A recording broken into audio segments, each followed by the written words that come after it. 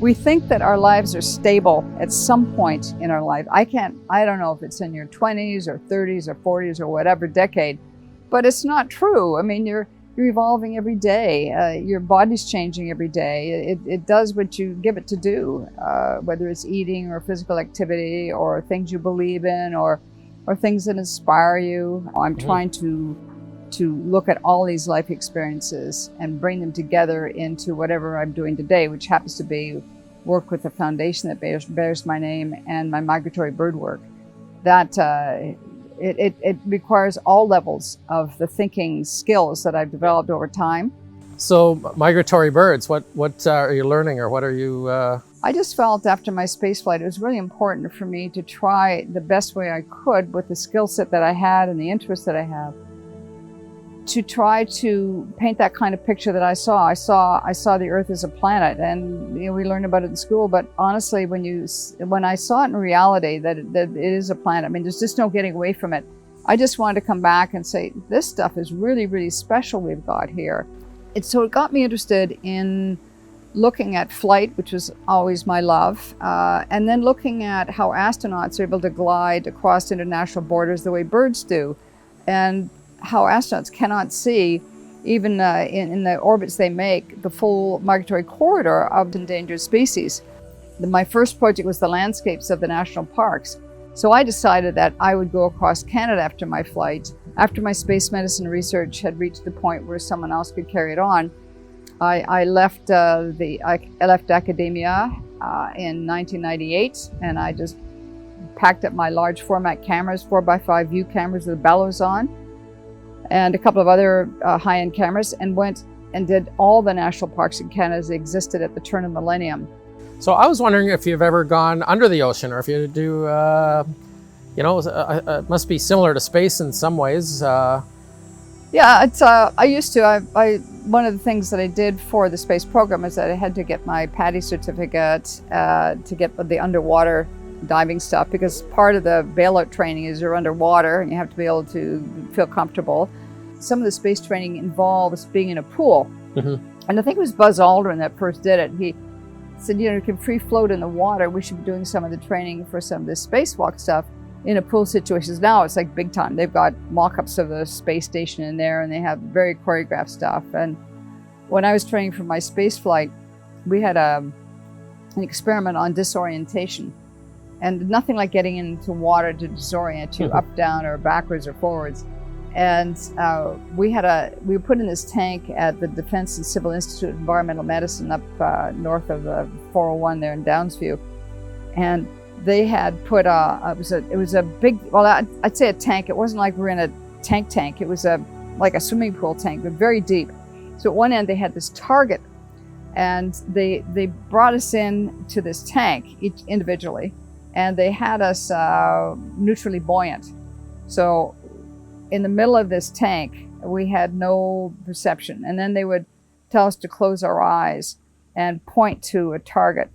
And then they would sort of turn us around. The scuba divers in the tank would turn us around, and then they would ask a point again. Well, of course, by this time, you have no gravity sensors that are worth any money to be able to figure out, well, is it left? Is it right? And where did they move me to? Did I go to the right? Did I go upside down? And so, I mean, obviously the target pointing was crazy nonsense. I mean, it was all over the place. So there was that part of the training. But I found that after I was injured in the space program a year before I flew, it really has precluded me from a lot of heads-up work. So I don't really feel that comfortable putting tanks on, because you really need to be able to look around and to be safe and to keep people with you safe. So I know you do a lot of photography. Do you do any other art, painting, or other? That's probably why I do photography. Oh, I see. It's painting with light. I see. Yeah. I mean, there's texture, there's light, there's, shapes. I'm big on shapes, and after my space flight, the oblique plane is hugely important to me, because when one's floating in space, one's just an object, just like a piece of dust. And so the air currents will move a person around, and you kind of get used to seeing things that for us down here on Earth, we think they're upside down. I've always challenged people to walk in the opposite direction. They're used to walking for their exercise. Go in the opposite direction. They'll see a different perspective of a house or a garden, and they'll see things they didn't see before, but also start sensitizing people to actually look at things. And I just found that kind of bonding is important. So when we see things that are not on the horizontal or the vertical, they become quite attractive to us. Spokes in a bicycle wheel, things that are in 3 dimensions, we really like. So those are the elements that we're trying to take into account. But through my space experience, I find that perspectives are different for me now. I like the broad expanse that I could see out the window of the planet. So I like to take panoramas.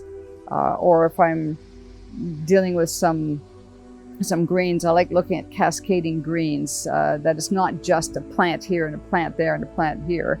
It's trying to create the space for them. So it involves me moving my position around, up, down, left, right, coming back when there's a different light, coming back when it's a different season. And also in the foundation, the Roberta Foundation, we have programs that are based on photography, because all kids and most adults have access to a phone that has a camera on it. But we've been trying to train people to look at things, not just glance at them and take a picture. We try to talk about the elements of the natural environment and challenge people to take an artistic image. So you're a neurologist. Did you do a lot of that practical work, or did you end up getting into the space program before you? I used quite a bit of it because even one's a resident neurology, using neurology all the time. And then I subspecialized in a field called neuro-ophthalmology, which is really the visual part of the brain and eye, and the nerve that connects the brain to the visual cortex at the back. When I finally completed my neuro-ophthalmology training in Boston, and I came back to Toronto to do some of it, I just found that the work that I was doing, it wasn't fulfilling the complete dream that I had from the time I was young. And I saw this thing in the newspaper and heard on the radio that we're going to have this astronaut program. And I just felt that was the time that everything was coming together. My physical health, my academic preparation, the skill set that I had developed, the interpersonal skills, language. And I thought, I'm in the right place to do this. But I didn't even think, will they accept a woman? I didn't even think about that. Even with the American program, I didn't think, hey, these are all men. I just thought these were human beings. And it was only later in the space program when people started going on about me being the only woman. I thought, like, what? I'm a person, I'm a Canadian, I'm like a human being, it has these credentials. Why are you harping on this? Because the more you harp on that, the less people are going to see that I had far more qualifications than other people who were applying to the program. That's why I was selected. So it always bothered me when people started going into that area, which was... Well, I really appreciate you taking time to chat with me today. I'm thrilled to meet you in person and to chat, and really appreciate it. Well, thanks very much, Ken. Yeah, and I promised myself I wouldn't talk about windows, no. But what kind of window is on the shuttle? Like what? Well, it's quite interesting. They're optical glass. I mean, there's just perfect glass. Of course, you can imagine how dirty they get. Oh, I see. Yeah. And I know that for some of the stuff in the early work, when they were up in space, and different types of equipment that had to be used to point out to the Earth, or whatever, the astronauts always wear sunglasses, because there's a lot of UV coming through that window that we're usually protected with down here on Earth. Oh, I just always picture it being dark, but I guess not. No. We wouldn't be able to take pictures of the planet if it was dark all the time. Yeah. But although there are some good night shots and good aurora shots, but certainly out at the space station there are a lot of windows. That was the one thing they never did very well, even for the space shuttle. Down in the space lab, we had one small window at the back. Should I give them a call, you think?